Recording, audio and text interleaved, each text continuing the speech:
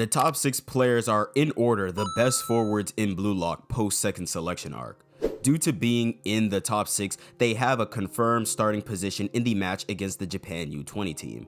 These 6 players are also paired up to be captains of each of the 3 teams in the third selection in the same order. So numbers 1 and 2, 3 and 4, and 5 and 6.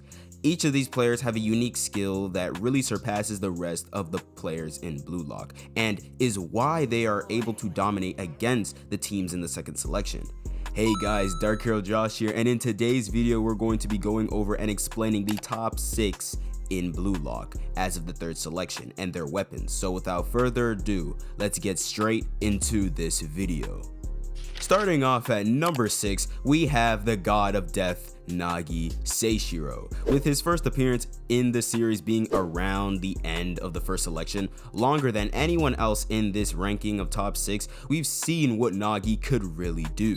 Nagi's weapon and specialty is his superior trapping ability to everyone else in the Blue Lock project, being able to blow life into the ball as well as take it away in an instant. We've also seen him trap the ball with multiple parts of his body, from his feet to his back, and it's because he can trap the ball so well, he can set himself up for some insane goals, like how we've seen against Rin in the second selection, his 2-stage fake volley as he manages to deceive Rin and make the goal. Coming in at number 5, we got Kenyu Yukima, the one-on-one emperor.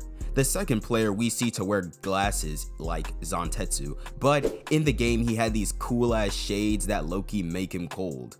Now, he sorta has 2 abilities, with one of them being his dribbling. Now, he calls this his one-on-one emperor style that really just allows him to be dominant against any player in a one-on-one situation, with his advanced techniques like drag scissors and break away from them at top speed and throw their center of gravity off while moving the ball at the same time.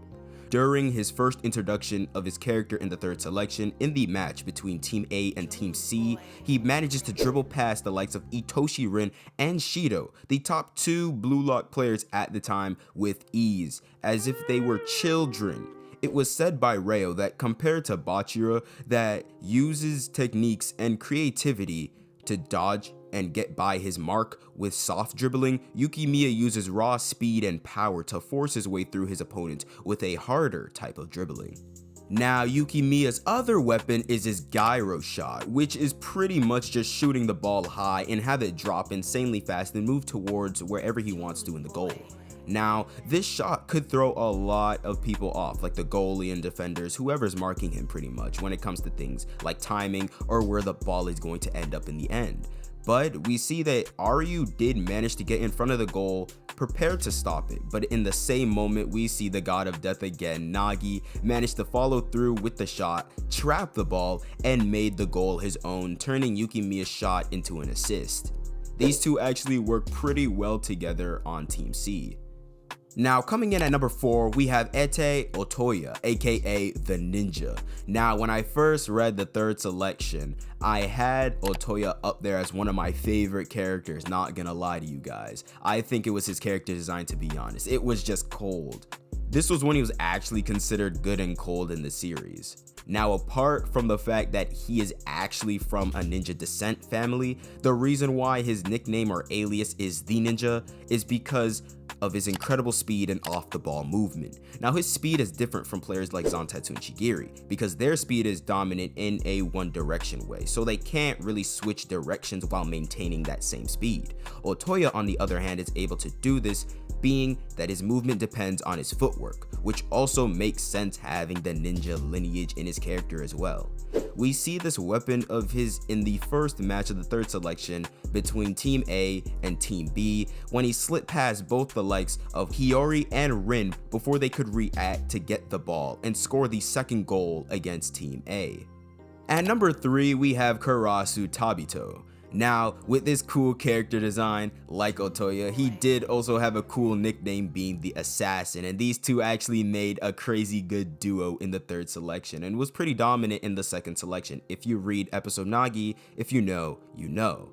Kurasu is one of the more smarter and analytical players in Blue Lock, with his weapon pretty much being his feint techniques and ball keeping ability. In the match against Team A versus Team B, he was the player on Team B that had a lot more attention than the rest of the team on Team B, which makes sense being that he's technically the third strongest player on the field, but we see him bait 𝙍𝙬 by luring him in to try and take the ball just for him to make a fool out of him and pretty much talk down to bro the entire match, saying that he is the team's weak link. He manages to also keep the ball away from 𝙍𝙬 and Shido pretty easily by throwing off their center of gravity to get the first goal for the team. The key to his plays, as 𝙍𝙬 states, is Kurasu's handwork. This allows him to measure the distance between himself and his opponents to block them and steal the ball.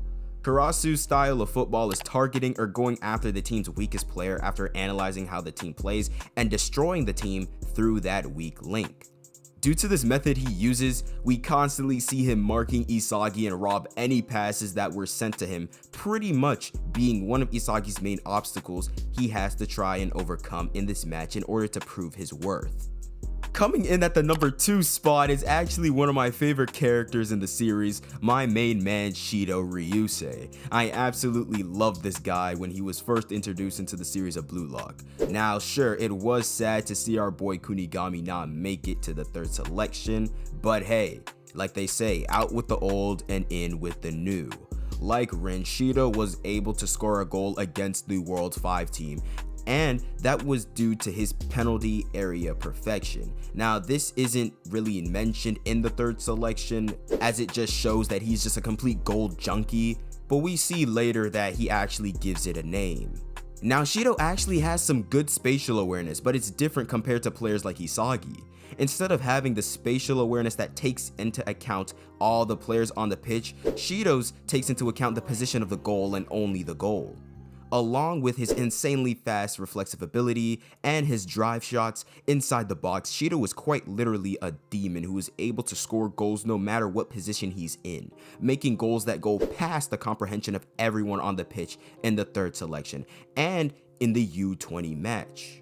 Now the player at the pinnacle of Blue Lock, standing at the number 1 spot, we have Itoshi Rin, younger brother of the famous, the infamous Itoshi Sai.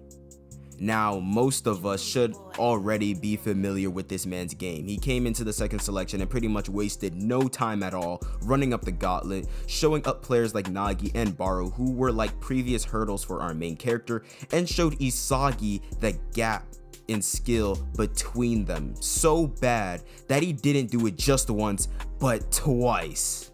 Now Rin's bag is deep, like I can mention like 5 of this man's abilities that I could call his weapon, and technically I wouldn't be wrong, but his most notable / primary weapon has to be his kicking accuracy. Whether it's passing or shooting, his accuracy is damn near perfect. We see this a lot in the 2nd selection, as whenever he was using his teammates and sent a pass to them, it went right where he wanted it to, no matter if it was a corner or a free kick. Wherever he shot the ball, it went exactly where he wanted it to go. 𝙍𝙬 was even mesmerized by how beautifully Rin's shots drew parabolas during the 2nd selection. Being that Rin was a character that was heavily focused on in the 2nd selection during the 1st season of Blue Lock, I don't think he needs too much explanation of his weapon and capabilities, as we've all should have seen it firsthand already. But yeah, that was me explaining the top 6 of Blue Lock as of the 3rd selection and all of their main abilities that made them so individually strong. If you guys did enjoy the video, then please leave a like, subscribe to the channel if you are new, and comment down below what other things Blue Lock related do you guys want to see me make on the channel next. Also, go follow the socials like the Twitter and join the Discord server. Both links will be in the description below of this video. And without further ado, I hope you guys do have a great day, and see ya.